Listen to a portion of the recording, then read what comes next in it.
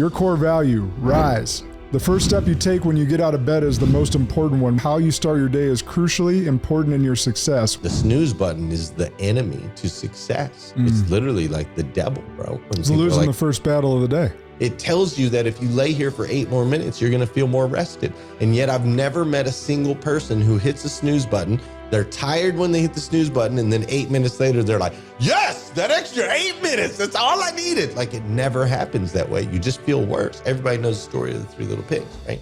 But what everybody doesn't really pay attention to, on the third to the last page of the book, and that whole thing's all happened. And the wolf is leaving. The storm is on its way out.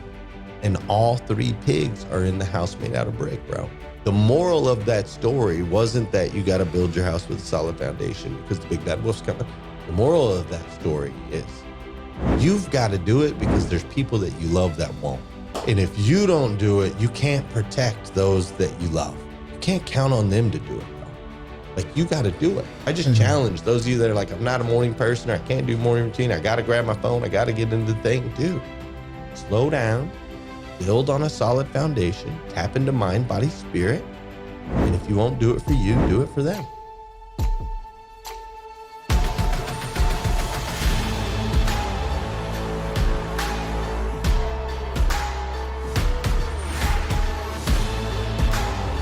This is Sparta! Welcome back to Spartan Leadership. I'm your host, Josh Kosnick. And if you've been following for a while, we appreciate you. Reminder to like and share as we're always bringing the heat, continuing to have as much impact as possible. Make sure that you're sharing these episodes out because the guests that we're bringing in are dropping knowledge bombs everywhere. And we love to have these leader-to-leader conversations to make sure you're getting as much impact as possible.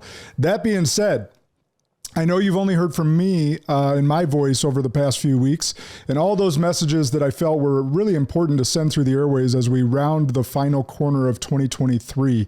But today, we are getting back to our regularly scheduled programming, talking to another great leader.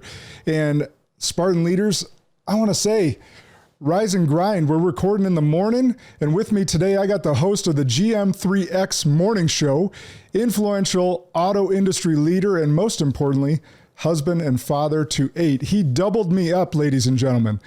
8.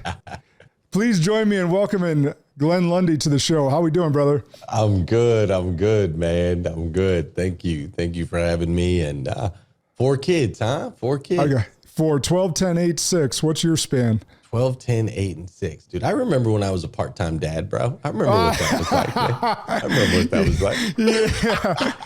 Yeah. We're recording this on Halloween. It's snowing up here. I got to take these 4 kids out trick-or-treating in the snow, and he's giving me shit about being a part-time dad. I've got 7 of them that'll be trick-or-treating tonight. It's we're looking at 36 degrees, I think, is what we're looking at tonight. No snow, though. No snow. Yeah. But the 7 that I'll have with me tonight are 14, 11, 9, 7, 6, 4, and 2. And then I also have a 24-year-old daughter that lives in Arizona. So I've got 8 total. She picked smarter than us, right? She moved to the warm climate. She is in the warm climate. Yes, that is correct. That's awesome. So what's the Halloween theme? Are you guys do you do family theme, or is everyone dressing a little bit to their own liking? Yeah, everyone's on their own, man. You know, with this many kids, and my wife's not a big fan of Halloween anyway, right? Yeah. She's not she kind of goes back and forth between, you know, evil and good. Yeah, the Christian values versus, the she'll go back devil and forth worshiping that it goes. that. But so I'm in between as well. She did let them buy costumes this year, though, for the first year. Usually she just tells them, like, go find something in the house and that's your costume. So we've got like an alien, we've got Peppa Pig, we've got a Power Ranger, you got M&Ms, I think. We got a skeleton, a glow-in-the-dark skeleton, I think, for one of them. And I don't even know what else, man. It's a lot. It's across the board. So I'm the exact opposite. So my wife's birthday is today. So happy birthday, honey. Okay. She's a Halloween baby.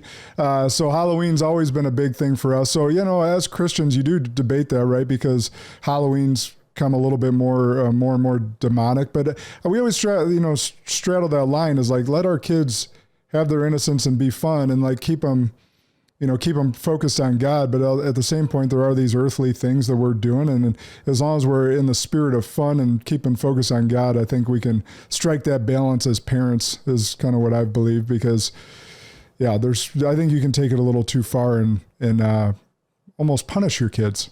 Yeah. As all their friends are doing some of this fun stuff. But I want to get right into it with you, because I want to leverage your brain for our audience and make sure we're having as much impact as possible.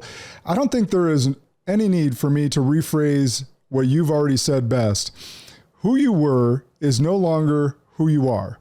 However, who you were has made you the man you are today. So, man, take us back to the beginning, from incarceration and homelessness to a highly sought after leader of leaders. Walk us through this journey of enlightenment, because I know it's a beautiful story.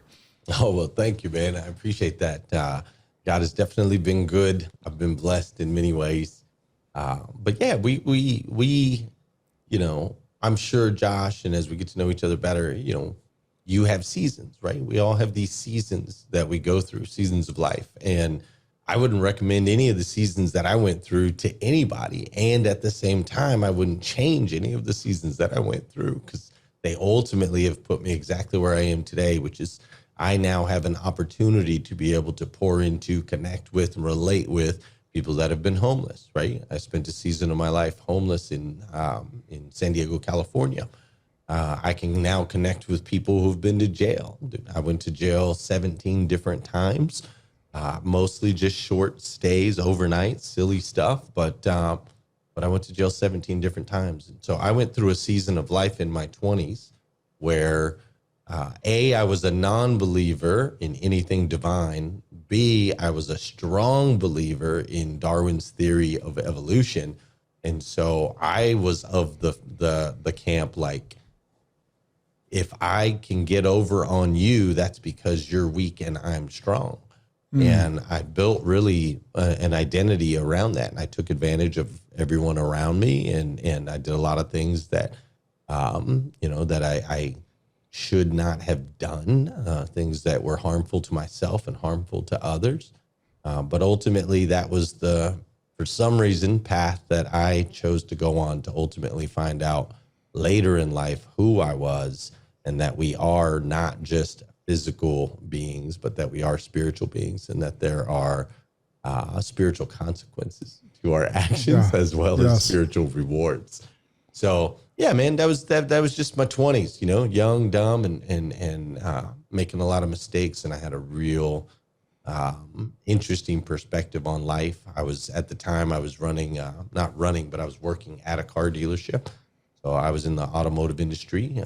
I started selling cars when I was right around 19 years old. Spent about 8 years doing that, making good money, of course, but I did not have much of a life outside of that. My oldest daughter, who I mentioned earlier, who's now 24 years old, she was not a priority to me at that time in my life. It was pretty much all work and play. And so I lost custody of her when she was 6 years old. I wasn't allowed to see her anymore. And that was really the beginning of the turning point for me. Is once I lost custody of my daughter, I left Arizona, ended up homeless in California. And homelessness, bro, it's no joke, right? Like, people think the worst part about homelessness is that you don't have a roof over your head. But ultimately, for me, the experience was I became like, you start to become invisible. Like, people won't make eye contact with you, right? And nobody ever says your name. Like, they'll look above you, below you, left of you, right of you, but they won't look at you. And nobody says your name. Like, you're basically nameless. And so you become invisible. And that invisible feeling leads to hopelessness. And hopelessness for me led to a deep depression. Deep depression led to suicidal thoughts, right? And I attempted to take my own life, tried to drown myself in the Pacific Ocean. And luckily for me, God plucked me out of the ocean, put me on the beach, and smacked me with a reality, a wake-up call. And what that wake-up call was I heard these words in my mind. Just after I tried to take my own life, I heard these words that said, "You take yourself wherever you go." And I thought about that. Now, this is something a mentor had told me this before, but it didn't really make sense to me. I'm like, what do you mean you take yourself wherever you go? What is this? Some kind of freaking Dr. Seuss riddle? Like, I don't understand what that means. But I realized in that moment, as I lie there on the sand, I realized every city I've lived in, every relationship I've been in, every job that I've had, there was only one thing that was constant in all of that. And it was me. I was the only constant in every situation of my life. And up till that point, I was blaming everyone else, right? Like I was a victim to the system. And so I was blaming everybody else. And it finally had that wake up call, like, oh, wait a minute. You take yourself wherever you go. I am actually the catalyst of all of these things that have happened negatively in my life. And so then that arose a new question. If I'm the catalyst of everything bad in my life, does that mean I can be a catalyst to good in my life? And if the answer is yes, why is that? What is it about us? That takes us from a physical plane to a spiritual plane, right? If we can actually be the catalyst of our results. And so that sent me down a journey of spiritual understanding. I wanted to understand the spirit. I studied Scientology for 6 months. I studied Buddhism. I studied Catholicism. And ultimately, I found my path to spiritual understanding through the story of Jesus Christ and the Christian church. And I've continued that journey, learning more about what the spiritual side of myself ever since then. So it's been about 15 years now. But that's kind of how it went, man. I was just a guy doing the thing, living in the world, and had that wake up moment. Luckily, was able to recover from it, and God put His hand on me and said, "Yo, you're more than sticks and stones, bro. You're more than sticks and stones." Well, that's such a powerful story and a lot to unpack there. I first want to say, thank God you're still here. Hey, thank you. To tell this story. Part of my story is that almost 6 years ago now, my father-in-law took his own life. And that really broke our family in a number of different ways. And we tell his story now, and I talk about his story openly because this man was the closest thing I ever saw walking this earth to Jesus.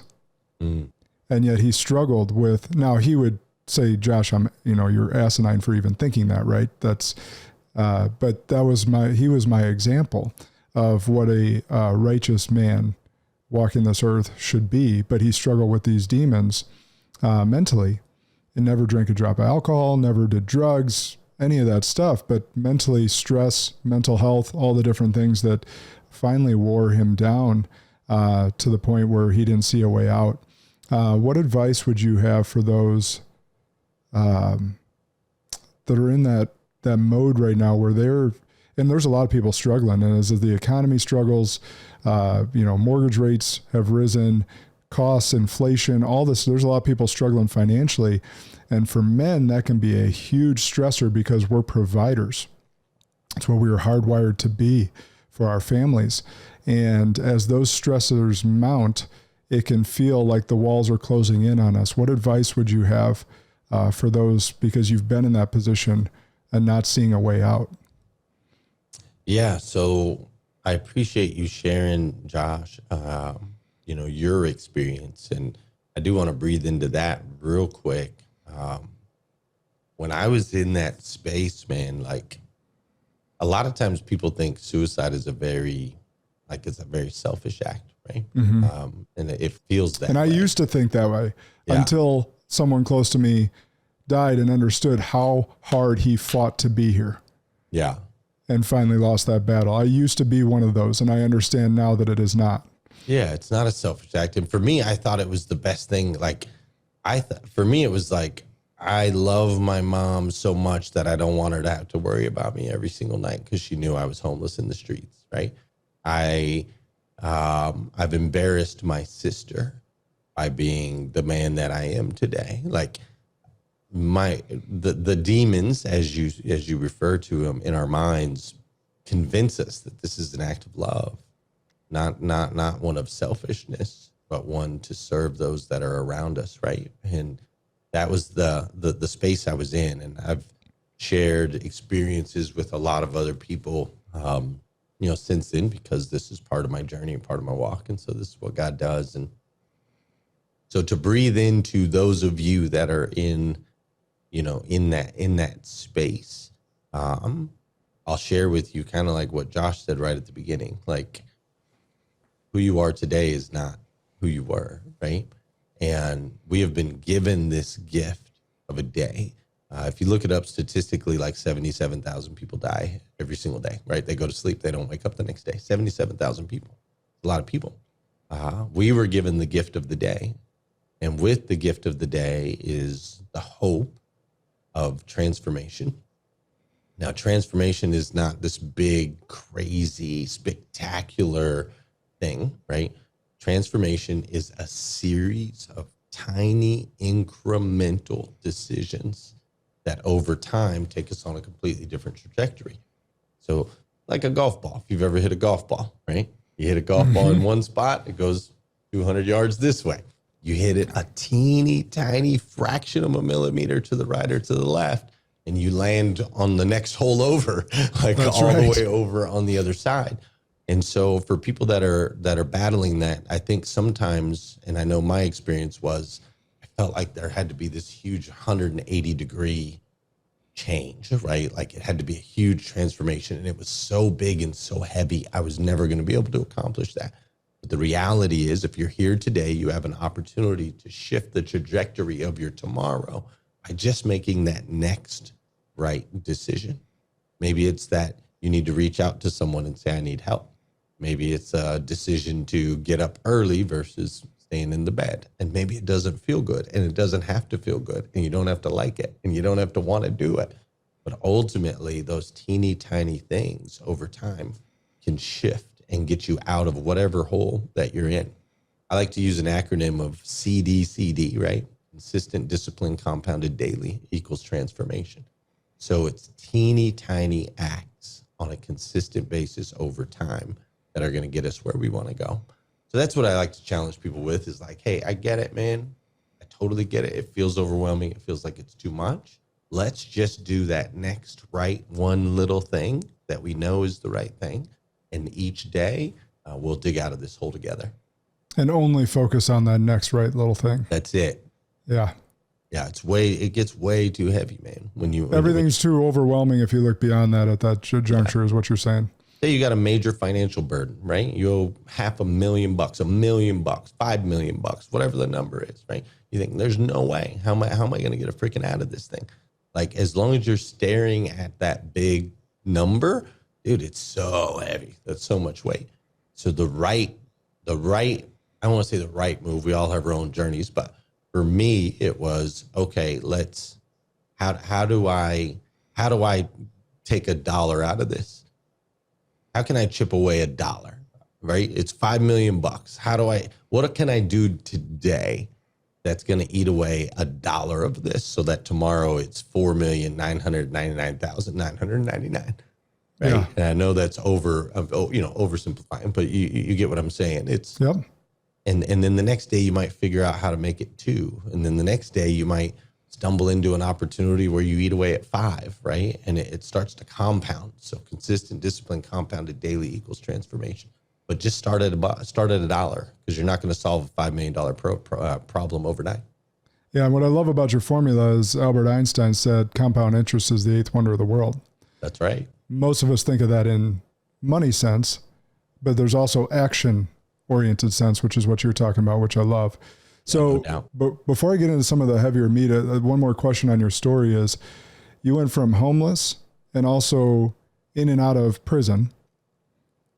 What was the decision, or what was the first job you got? Because I know a lot of times people that come out of prison or are trying to get off the streets are, not able to get hired. Like what was your thought process, or like, I know one of the like, if it happened to me, my easiest answer is go into some sort of sales, but I come from a sales background and I know that every business needs sales. So that's my default answer.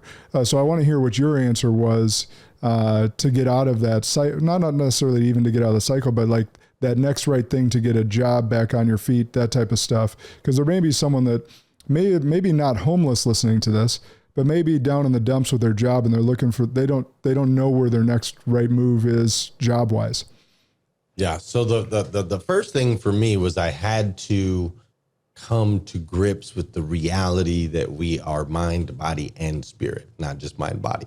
Like that was the biggest thing, right? because mind, body, when you're operating in mind and body, it's like, if it looks good and it feels good, the answer is yes. So if it looks good, I'm going to go rob this place, and it feels good because I'm going to get, I'm going to have some cash in my hand, and we're going to be able to go to the casino. We're going to be able to do this. I'm going to be able to hit up some girls or whatever. Looks good, feels good. Answer's yes. Let's go. Once I added the third dynamic, the spiritual dynamic, so mind, body, spirit. So now it's like, if it looks good and it feels good and it is good, the answer is yes. When you add in that extra layer, now you take a bunch of other options off the table. You're like, that looks good and it feels good, but it's not good. Yeah. And that third variable shifts decisions. It shifted decisions for me anyway. And it kept me from continuing this. I was just making the same mistakes over and over and over and over and over. And so adding that layer transformed that for me. Now, as far as like when it comes to the work side of it, right, doing the work, I would suggest seek doing some work here first, right? Make an investment in yourself, personal development, reading books. Nowadays, we have access to so much information, bro. It's unbelievable what we have access to, right? So studying people that are doing the things that you think you might want to do one day. An investment in self is going to always be the most rewarding, and it's going to give you the biggest ROI. So you can go job to job to job to job to job to job to job. But if you don't learn how to maximize the opportunities that are in front of you, you don't learn to be a better communicator. You don't learn what it means to actually build relationships, to develop influence, power, all of those things. If you don't have any discipline, like I see it all the time where people are blaming the job, bro. And it's not the job. It's the person in the job, right? So you really got to do the work there. And then at that point, once you become, a strong, disciplined, powerful, effective communicator, of course, get into sales, man. If you can get into sales, get into sales.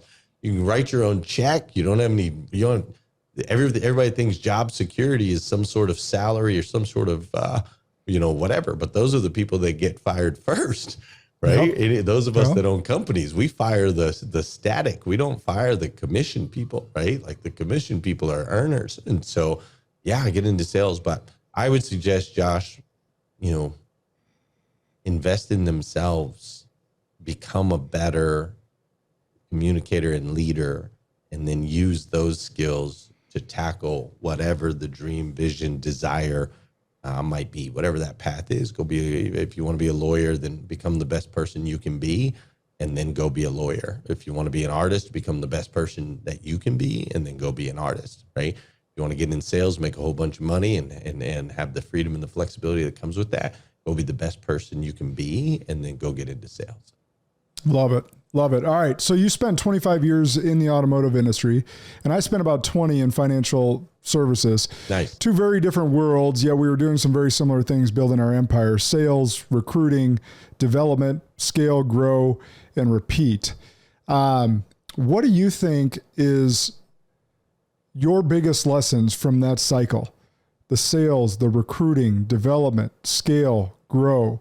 Where would you give guidance, and what were your biggest lessons from the automotive side? Because I know that parlays over into a bunch of different things. Yeah, it for sure does. I spent 8 years working in one dealership where I went from salesperson to finance manager to sales manager to general sales manager. I went through that whole deal, and the company grew exactly zero, right? Like I got promoted and made it through all these things. But the company didn't advance at all. And ultimately, that was 8 years of my life that I'll never get back. Now, I also spent 8 years in a dealership in Paris, Kentucky, that I went from sales to sales manager to general sales manager and ultimately to general manager. And we grew that dealership 800%. We became the second largest used car franchise dealership in America. We went from selling 100 cars a month to selling 1,000 cars a month. And what I can tell you is that anything, no matter what it is, if it's not growing, right? If you're not reaching and striving for new levels, then ultimately it's dying. It's either gonna kill you, or it's gonna kill the people within your organization, right? Yep, you're either green and growing or ripe and rotting. That's exactly right, man. And that was the biggest, obviously I learned a lot of lessons, and I'm still in automotive now. I work with owners of car dealerships all over this country, but that's the biggest thing is a lot of, especially in the dealer world, you can be piss poor. You can suck at selling cars and make good money, bro. Like, it's the craziest thing, right? Like there's dealerships that they've just been around. They've been in families for 70 years, right? 50 years. And they'll make $1 million a year as an organization. And they can do that, right? And because of that, it's created this culture where people are very comfortable, and they have a nice house and they have a nice car, but they also have 3 ex-wives and 4 estranged children. Like, it's just not a healthy environment at all. And it's a constant revolving door, and the relationships suck, and there's no magic. And it's all because they just get comfortable. They're not growing at all. And so you gotta keep pushing, bro. And it's not out of greed or anything like that. It's in order to inject a life into anything, there must be growth. It has to evolve. Yeah. How does recruiting and retention play into that? And I think that they're two separate things, but they are one and the same in effect, because in my world, when I'm working with entrepreneurs, I'm talking to them a lot about culture, core values, core focus, and vision planning to make sure that the owner or entrepreneur's dream is big enough that everyone underneath can fit their dreams underneath that. Right. Or inside of that. So as you've help these companies grow, realize that they're living unhealthy lives outside of their businesses, how have you seen recruiting and retention, and what are maybe you teaching them to help them understand how important those two things are? Yeah. So on the recruiting side, great people with great character that are great, hardworking, successful individuals, the people that we all want to hire, they want to work for a company that's growing. Like, simple as that. You can't recruit and be flat. It doesn't work. I mean, you can try, but you're not going to hold on. You're not going to hire anybody worth, that's worth anything. And it makes it incredibly challenging, where we see, I mean, you look at any of these companies, right? As Google's growing, everybody wanted to go work at Google. As Facebook's growing, people want to go work at, like, people want to be a part of something that's moving and shaking. So the recruiting side, there's one, you need to be growing. 2, you have to make sure everybody knows that you're growing. So we have tools like social media and so on and so forth that we should all be living on when it comes to our businesses, not living on when it comes to our lives, but our businesses should constantly exist in these social media areas to show people that we're growing and we're evolving, so we can attract more, right? And I will add this on the recruiting side. The other thing I teach is hire people on character, not credentials, right? Yes. So look for the right avatar, understand what type of person you're looking for, and then you can teach them any skills that you want. You got to get the right character of person, though.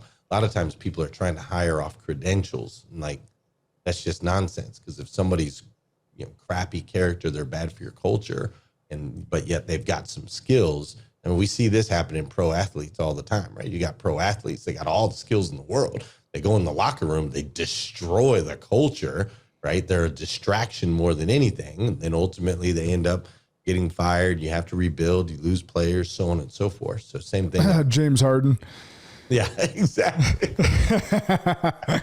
He just got traded yesterday. So that's why it's unbelievable, right? All the talent in the world. But and we do this often in my industry. I'm assuming probably in yours as well.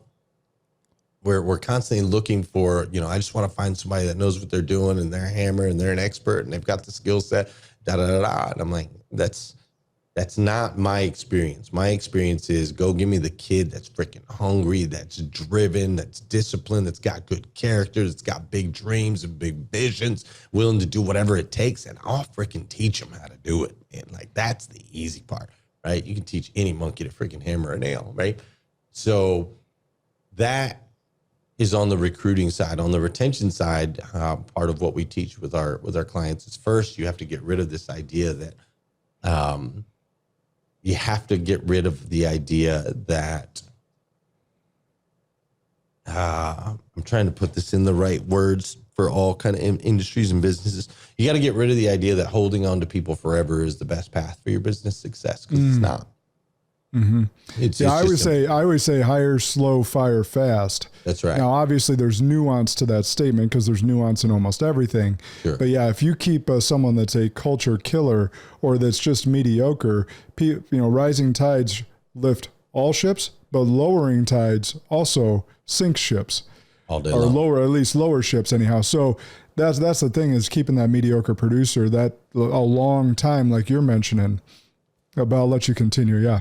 Yeah, it'll tear it apart, right? We have metrics in the auto industry where they actually measure your retention, right? And they smack dealers' hands if they've got, if they're losing people on the regular. Like they're teaching that you should hold on to everybody forever and ever and ever. And that's just simply not the truth. Like, again, going back to professional sports, and people bring up the word loyalty, right? And I tell them all the time, like, loyalty has an expiration date, just so you know. There's an expiration date on loyalty. Our loyalty, the loyalty I have to you and the loyalty that you have to me, it only exists as long as we are continuing to make each other's lives better. That's it, man. The minute that changes, dude, contract expired, right? Or in the company sense, as soon as they see you as more of a liability than an asset. Contract expired. Yep. It's over, right? Emmitt Smith, amazing football player. Oh my gosh, dude was absolutely incredible. Did so much for the Cowboys for so many years.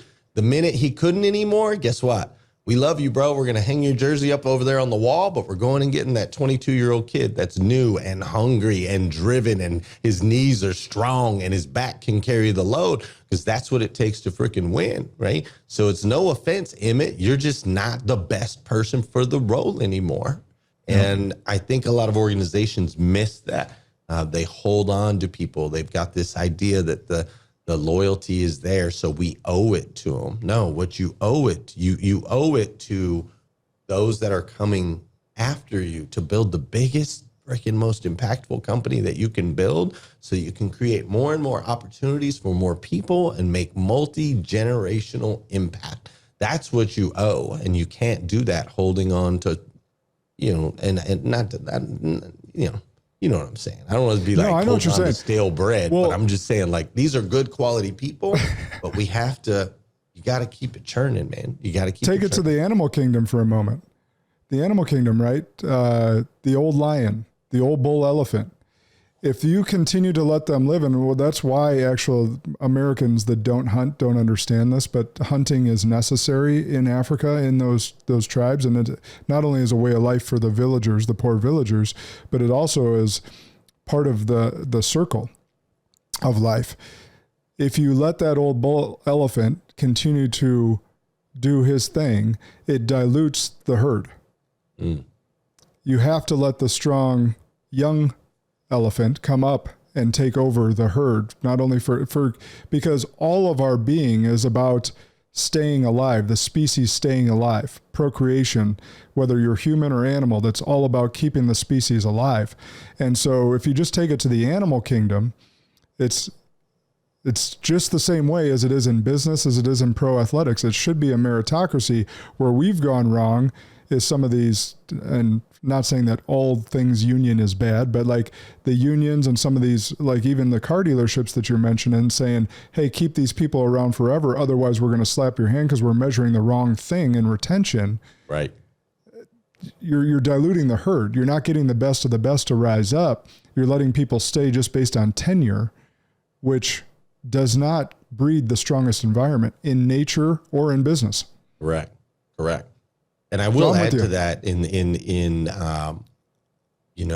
nature, right? It's usually the youngest, right? The young one's going to come up, take out the old. And I'll just add, like, with humans, young doesn't necessarily just mean age, right? Like young minded, who's the strong, the 35-year-old with a strong mind and incredible character and amazing work ethic can be better than the 25-year-old who doesn't have those things. You know what I'm saying? So I just like to clarify that it's not necessarily age. It's, the ability to bring that youth, that youthful spirit and fire to the table. Yeah. That's the key. Yeah, I love it. All right, let's switch gears a little bit. You're wearing the jacket today. I want to actually get into this. You did something for your private club that I think others can learn a lot from. It's clean, man. I like it. Before we get into it, introduce our listeners to the 800% Elite Automotive Club, one of the many teams that you lead today. Yeah, so 800% Elite Automotive. We are a training and consulting organization that works with owners and general managers of car dealerships all across North America and Canada. It's something I put together 4 years ago. Being in auto myself, I realized that once you get to the top, man, there's no education or guidance at the top. The only education or guidance you get as an owner of a dealership is there's an organization called NADA, National Automobile Dealer Association, and they do a great job of teaching you how to read financial statements, and they do a great job of teaching you how to do business in 1973. Fortunately for me, it's 2023, and scaling and developing people and all of those things is what I'm an expert at. And so we created 800% Club, and now we have currently just over like 120 different dealerships that we work with across the country. It's a membership program, so all of the owners, they pay a monthly membership fee to be a part of the program. And with that, they get weekly pre-recorded training. They get live Q&A sessions. I've got one today at 2:00. They get one-on-one type stuff with me. And then they also get retreats. And so every 4 months, we go on a retreat to different locations. So last week we were in San Antonio, and I believe in having a lot of fun while we're learning. So last week we were in San Antonio, and I rented out Six Flags theme park for the crew. So we went out there and had the park all to ourselves, riding roller coasters, and doing all kinds of fun stuff. I was going to say, yeah, listen to that, y'all. He didn't just take 6 dealerships or his 800% Club, I should say, to Six Flags. He rented it out. It out. You had a run of the show. No waiting in lines. No. Going on every ride you want every time. That's awesome. Right.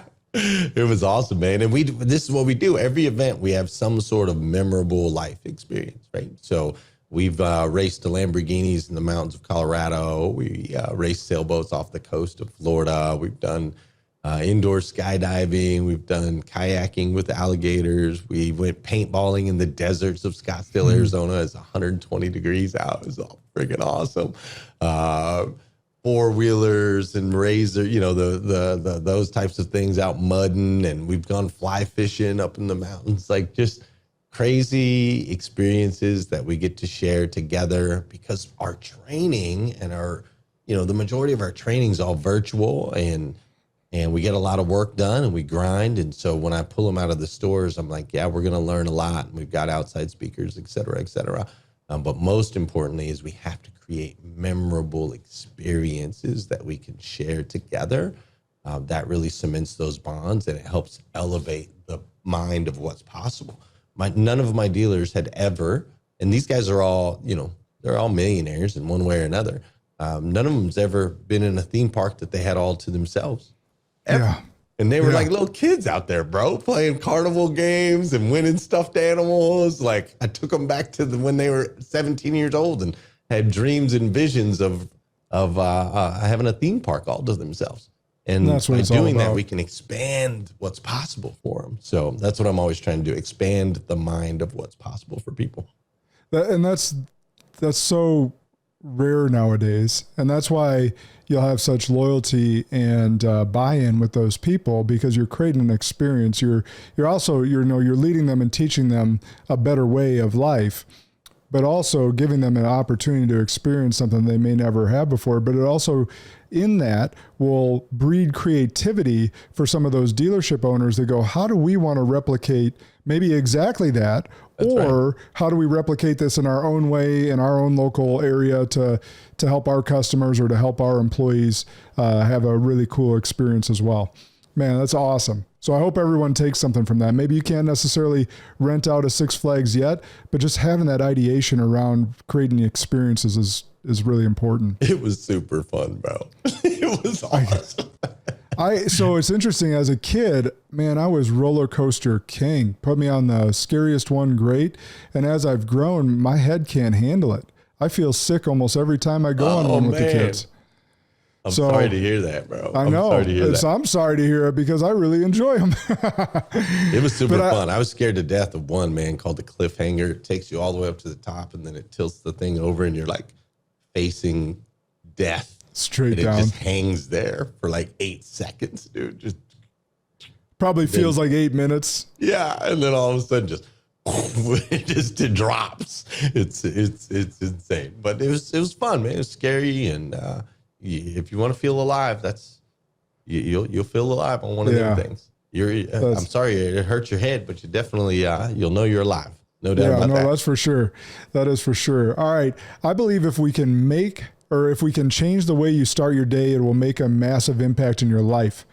Your core value, rise.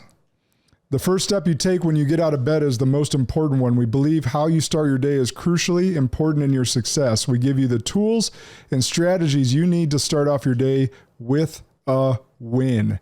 Curious, how are you instilling the importance of this core value in your home? And then how are you teaching it?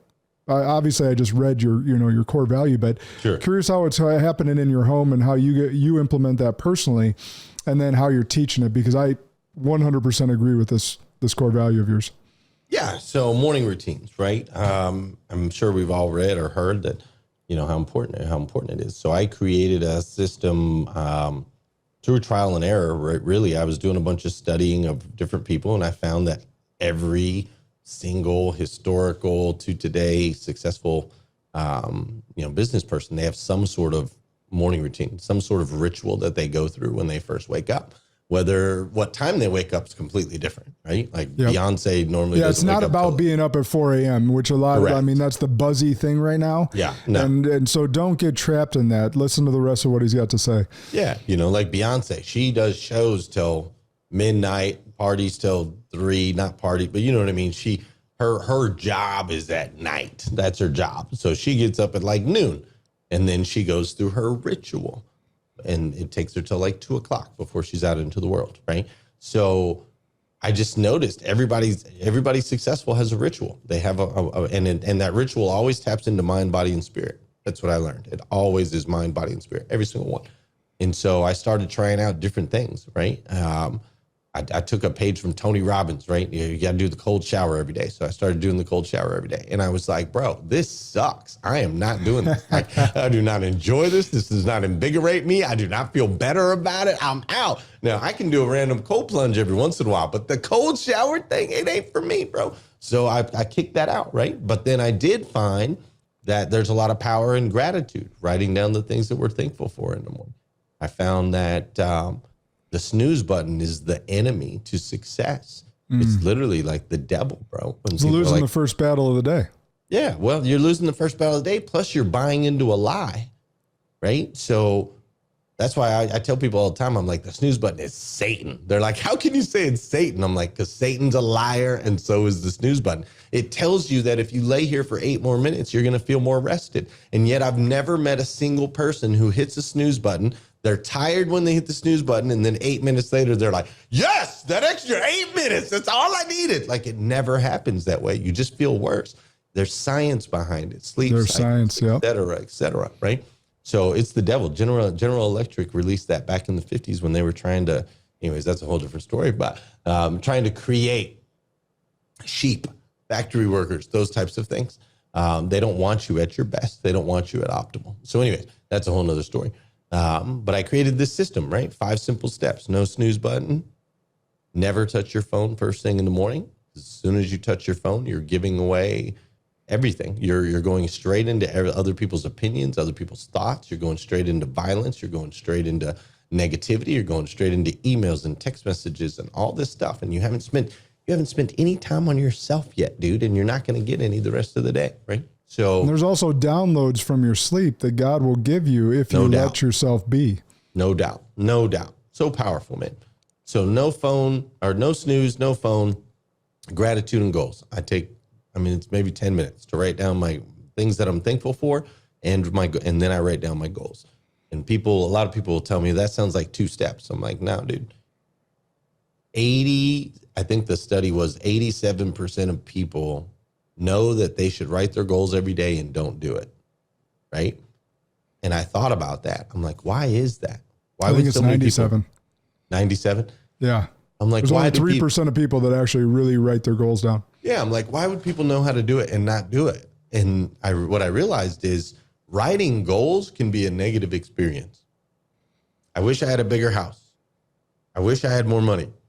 I wish I was good looking or better looking, right? Like it can actually create a negative. You're like, damn, my house is pretty small. I ain't got no money and I'm not very good looking, right?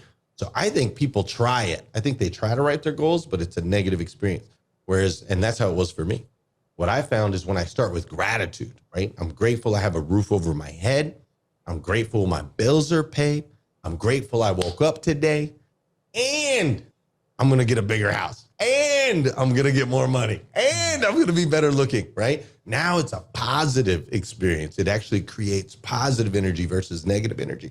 So I consider that one step, gratitude and goals, right? We do that. That's step 3. Step 4 is to take care of the physical, no matter how you want to do it. Some people say you have to be on this exercise or this diet or this or that. And like everybody's different, man. Figure out what works for you, but get the body in motion. Objects in motion tend to stay in motion. Objects at rest stay at rest. So just get moving. Go play golf, go play basketball, go for a walk, go for a run, go do yoga, gymnastics, Pilates, whatever the heck it is for you. Go lift weights, right? Whatever it is, just get moving. And then step 5 is send out an encouraging message. Take this positive energy that you've created, release it out into the universe and make a positive impact on somebody else. And when you do that, not only does it impact others, but then there's the law of energy, which energy cannot be dissipate, nor can it be created. So that positive energy you release ends up converting and coming back to you. The Bible says what you put out comes back tenfold, right? Karma, this idea of karma, that whole deal. So I figured out those 5 steps, applied those 5 steps, transformation in my life. Then I went and looked at my dealership that I was running, and I looked at how everybody was starting their day at the dealership. And guess how they were starting their day at the dealership? Wake up, shower, coffee. No, once they got to work, right? They had really bad routines at home.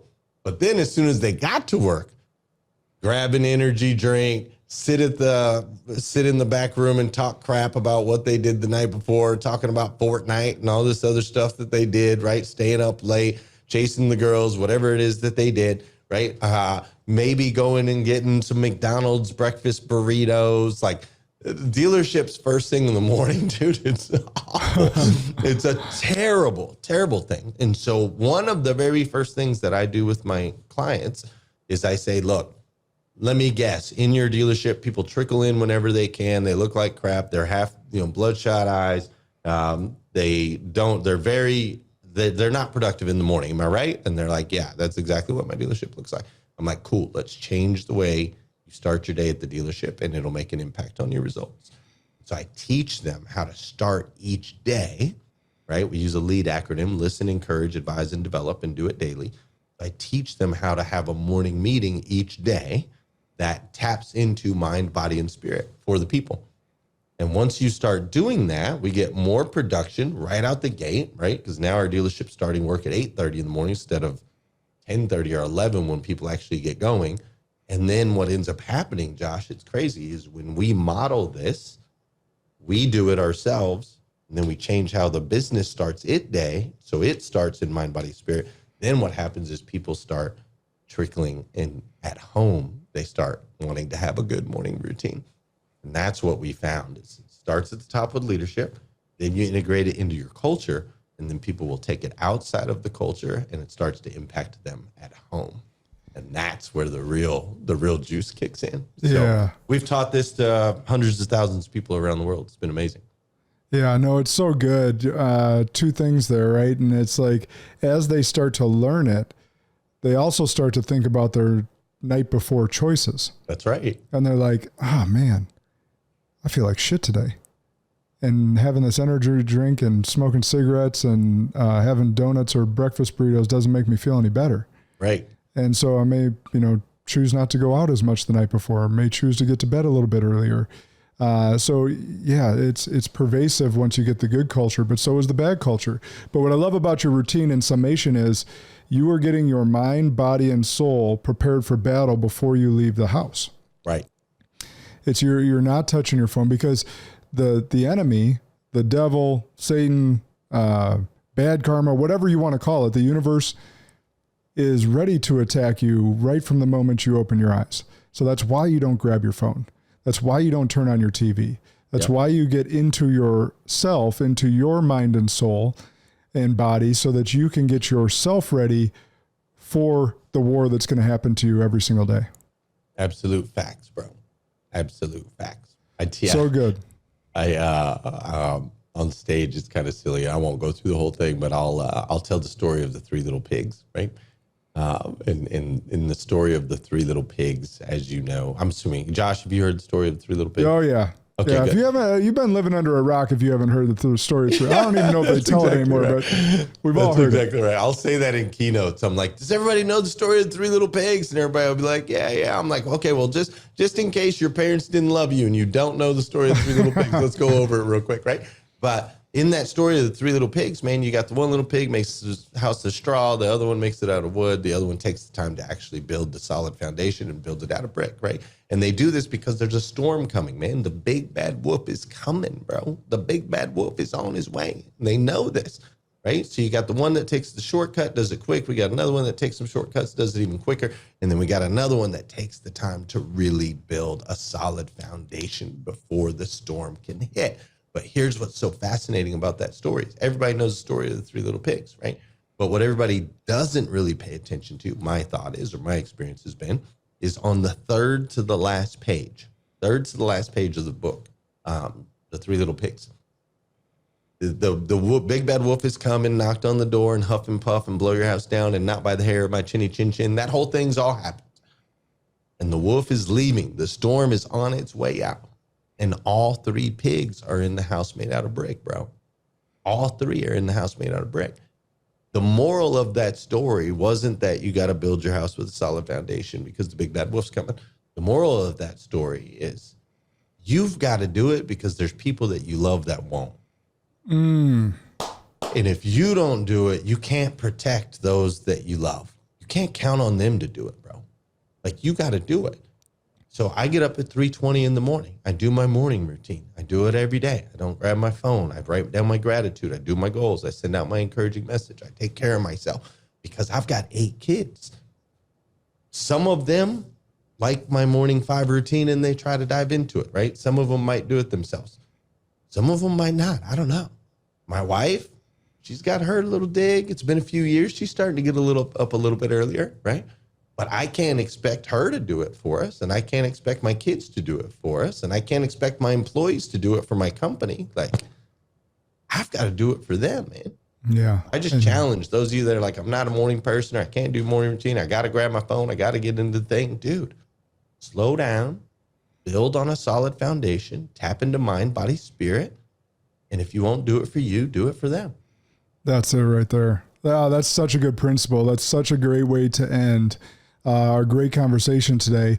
I always end with one question, and I never prep anyone for this question, so I'm always curious as to the response. So what's an unpopular belief that you hold to be true that most others would disagree with you on? I got a bunch, bro. I know, me too, but that's why I'm always, and you know what's fascinating is I almost always agree with the guest. So I don't know what that means, but maybe it's that I'm just a cynic with, especially in our current political environment. But what is it, Glenn? If I were to choose one unpopular belief that I have that most people don't have, if I had to choose one, I believe that all perspectives have value. Diversity in thought. Correct. Yes. I believe it all has value. So I do everything in my power to get in rooms with people that don't look like me, don't walk like me, don't talk like me, and don't believe the same things that I believe. Because I get far more out of being in a room that challenges me, whether it be they introduce me to a concept I didn't realize, or they help cement me in my current beliefs by sharing whatever it is, right? I find more growth in that and more empowerment in that than I do being in a room with a bunch of people that look like me, walk like me, talk like me, and agree. I don't want to be in a room with a bunch of people shaking their head yes. I'm like, get me in the room with the people that are shaking their head no, and let's respectfully dive into this so that I can seek to understand. So that would be my probably biggest unpopular belief. Well, I agree again. So again, I don't know what that means, but I will say this: the diversity in thought thing. The reason I love what you say so much is because so many people right now are focused on DE&I and all the different things. And not to say that shouldn't be a focus for some companies and whatnot, but they're focused on skin color or gender or sexual orientation and not necessarily thinking about diversity in thought. Right. Now, there might be some of that comes along with it, sure. But if you're not actively seeking diversity in thought, like there was one time I looked around my leadership table when I had my big financial firm, and I'm like, man, I have all visionaries around me. I've built up leaders that sound and think like me, right. Which in a way is a really good thing. I've created a strong leadership bench, but I'm lacking some diversity in thought. And that's when I went to seek and find an integrator, someone that was a brake to my gas. Or our gas at that time, because we're all like, yeah, let's go do that. And then we're running a million miles an hour and not to be like, no one's saying, hold up. What if we don't do this, this, and this? So it's that diversity in thought that really brings some clarity to the room and asks some pointed questions to make sure that we're going in the right direction. So love that thought. Man. Well, it's great to spend some time with you today, getting to know you and some of your wisdom. Thank you so much for pouring into the Spartan audience. Where can they find you and follow you? Yeah, just Glenn Lundy, man. Just look up Glenn Lundy. I'm all over the place. Apparently, I'm the only one who cares about building a brand, so you're not going to run into anybody else. The only Glenn Lundy that cares about building a brand. That's right. That's what I mean. Yeah. I'm the only one. So yeah, just Glenn Lundy. You can follow me. But really, the best thing to do for us to connect, I have written The Morning Five Simple Steps to an Extraordinary Life. It's a free ebook that you can download. Just go to themorning5.com, and it's a short read. You can read it in less than an hour. Breaks down the science behind those 5 steps that we talked about here on the show. And I would just love for you to download that, dive into it. Hopefully you find value in it. And then at that point, if you feel you want to connect deeper with me, just follow me on social. That's perfect. So you guys know what to do. Hit him up for that free resource because you already heard how fire it was. So you might as well take him up on that. And while you're doing that, make sure you share the show and get his voice out there as much as possible because this was an awesome conversation. So remember, Spartans, good and great are the enemies of possible. Lead like a Spartan today.